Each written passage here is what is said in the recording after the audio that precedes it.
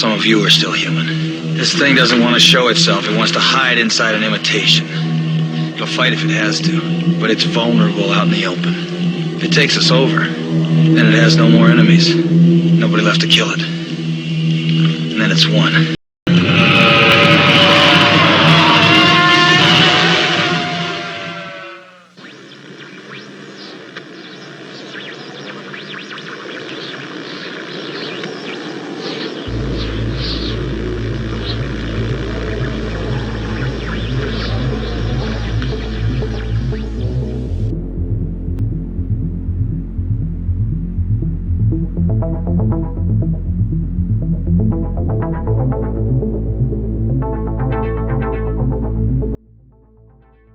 You know, it's almost become a cliche.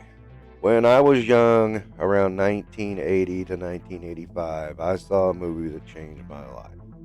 Well, yeah, I did. 1983, we got cable TV, started watching movies. Mom and Dad couldn't keep up. And I watched this one film that changed my life. Because I understood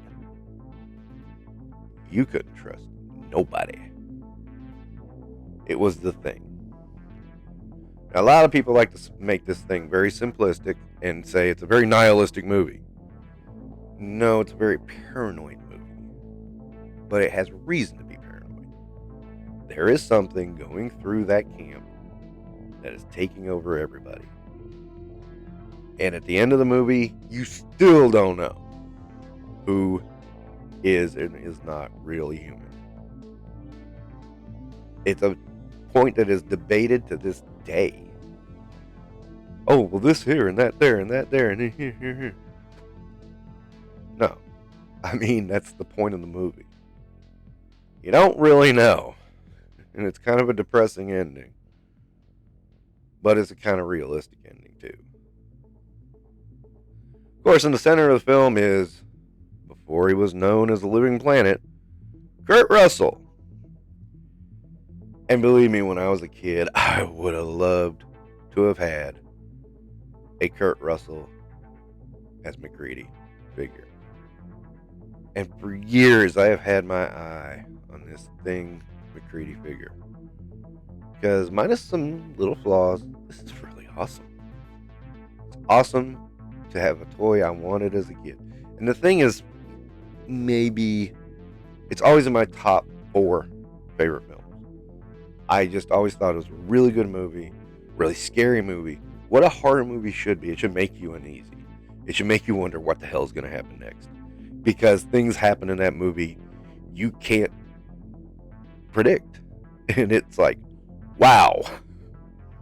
And I almost don't want to tell you what happens in it to not spoil it for you, because it is so intense when these things happen. You're like, I can't believe I just saw that. You know, I mean, and keeping in mind too, this was using all practical effects. There's no CGI in this movie, people. None. There is in the 2014 attempted prequel, and it sucks. But The Thing, yeah, again, one of my top 10 favorite movies. This figure's really cool. I love that he can swap the head out and put the hat on, you can put the sunglasses on. You know, the only thing I complain about this figure is the crotch piece. It looks weird. I don't know how to describe it. It looks like a pointy diaper. And it does kind of really stick out in certain stances. Beyond that, all these things, I mean, he even has a freaking glass of whiskey. I mean, perfect accessory for the figure. It's going in a baggie so I don't lose it, but it's a perfect accessory. And he's got a shotgun and everything else. And there are other Thing figures. I think there's a Final Stand MacReady coming, and he's got a flamethrower. And I think there's a dog also coming. A dog that can either be a dog or the Thing dog. Weird. Don't know how that's going to work. But okay. But again, I was entirely too young to be watching the movie, and that's what made it great. And in all seriousness, while a lot of people bemoaned that movie at the time, I invite you to give it a shot, because it is a really, really good film. Not only is it a good horror movie, it is a good film.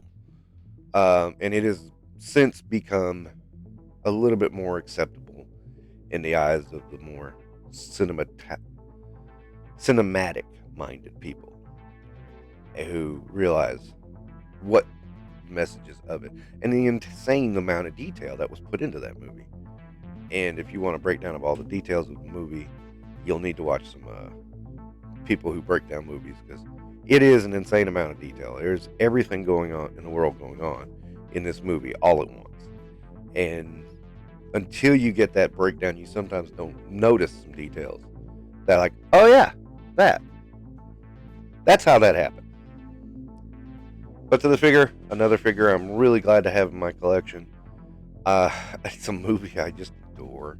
I wouldn't collect a thing line or anything like that. I just really wanted MacReady's character. And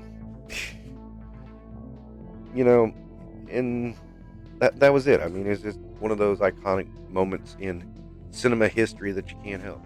You got to stand on the side of the other cinematic icon, Roddy Piper as John Nada, just to have that out of the way. Anyway, that will wrap up Infinite Realms, another fun figure in my collection. And don't you forget to like and subscribe.